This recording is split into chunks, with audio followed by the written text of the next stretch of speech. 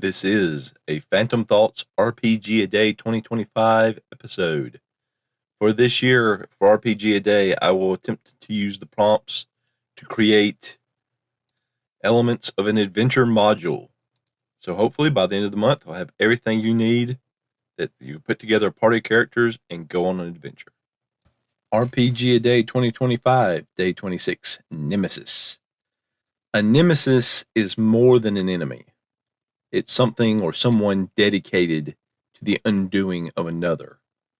Whether this is death or being run out of town, being financially ruined, having their reputation in ruins, or being excommunicated from their job, religion,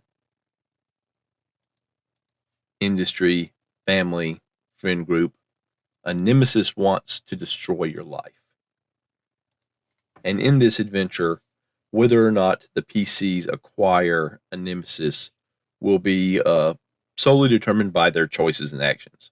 So it's not something you can really pre-plan. You can set up the factions and such that they have, lines that they won't cross, lines that they don't expect others to cross, things that will make them angry. But ultimately, it's the PCs that will have to determine how the NPCs react to them. If the PCs were to acquire the artifact and other items needed by the Lamia noble and either keep them or give them to someone else or attempt to auction them off to the highest bidder, then certainly the Lamia noble would probably become a nemesis. But it's looking more and more that there will be plenty of opportunities to create enemies and a nemesis with the many factions that are going to end up being in this module, this adventure. It's safe to say that the Lamia Noble is the nemesis of the Mind Flayer that drove it from its lair. And the mayor's rival, established earlier in the series as a fallen or disgraced former noble, no doubt considers themselves the mayor's nemesis, even if the mayor may just consider them a persistent political rival. So what creatures or factions in this area may consider themselves the nemesis of another? The most obvious, the local militia, especially the leaders, consider themselves the nemesis of the remaining nobility in the city-state. And this may very well be mutual, since the actions of the militia and the mayor have led to a great loss of authority and influence and probably wealth of the nobility. Within the Thieves Guild, the two families that are dueling for leadership and control, I've already compared them with the Montagues and the Capulets from Romeo and Juliet. So they may consider themselves nemesis, and maybe there's also some sort of a racial component to it. Humans or demi-humans, however they're mixed in this part of the world, could have an aspect to that as well. The mercenary company views themselves as the nemesis to any adventuring groups, particularly those that are taking on roles of protection or escorts of caravans or things of that nature that they view as their purview, their scope of action, and essentially taking money out of their pockets by doing that. Within the lair of the former Lamia noble, there is the potential for the Shadoo to view itself as a nemesis of the Tao and the Mind Flayer that are deeper within the caverns and closer to or in possession of the glass of the cosmos fragment. There's also nemesis potential between the Tao and the Mind Flayer, especially if the Tao were to need the glass of the cosmos to return to the plane of Earth and was somehow rebuffed, probably condescendingly, by the Mind Flayer. For the Mind Flayer, I think that they would only view other Mind Flayers as potential nemesis unless they've suffered a particular wrong, because they just view themselves as superior, and they arrogantly dismiss the needs of others or the wants of others, regardless of their power, their alignment, or anything else. It's just the nature of the Mind Flayer. Getting back to the notion of the Thieves Guild, one of the things that I haven't established for this module is the different types of races or species, if you prefer, that'll be present here in the city-state.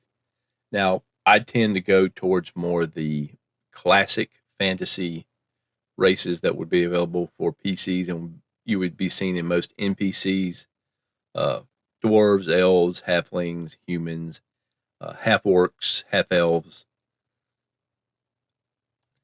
and gnomes, and not as much with the more recent, more fantastical cat people and goblins and regular orcs and things like that. I tend to push them more into the realm of creature or monster that can be encountered but aren't typically going to be in a regular fantasy town or city.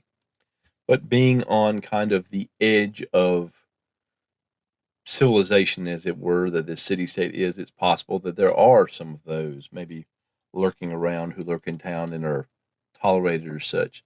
So what I'm going to do is I'm going to roll a d10 because there's d7 of the classic races here. And I'm going to roll a d10 and see how many overall races we have that go through this city state on a regular basis. So let's see where we start with there. I got a 9. So potentially the regular 7 and then some additional ones.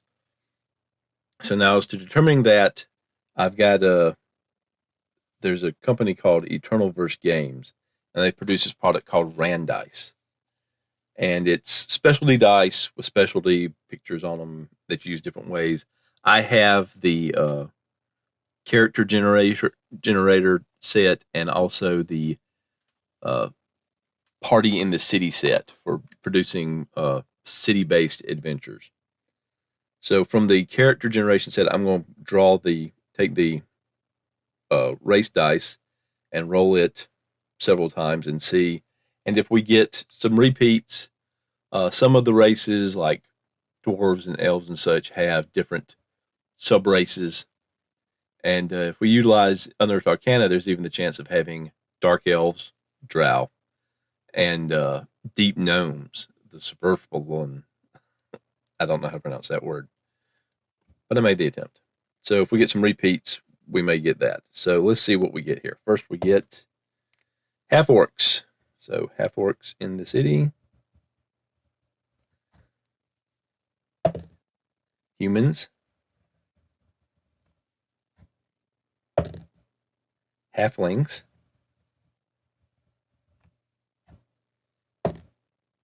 Got half orc again. Gnome.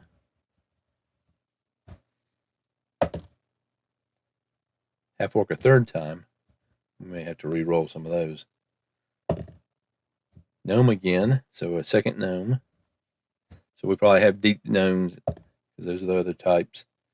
Halfling. There's multiple types of halflings. So 1, 2, 3, 4, 5, 6, 7, 8. So one more. And we got an elf.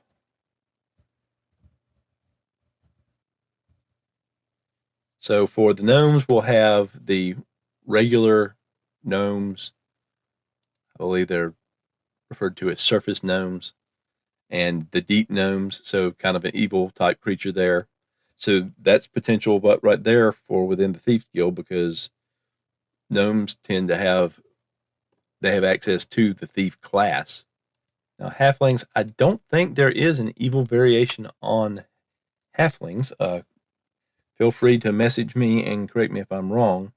So let's see which of the 3 subgroups of halflings we have here. The potential is Harefoot, Stout, and Tallfellow. And we'll roll a d6. 6, that's going to be a 3. That's going to be Tallfellow. And then we also get 4. That's going to be a 1, Harefoot. So Harefoots and Tallfellows. And then, of course, the half orcs. So we'll say one of the repeats on the half orcs was just regular orcs coming to town from time to time. They're probably not extremely welcome, and with elves around, that's a potential problem. And half orcs and elves don't get along, so that could also factor into our Thieves Guild family feud such as it were. And as for the third half-orc result, well, we also have half-elves.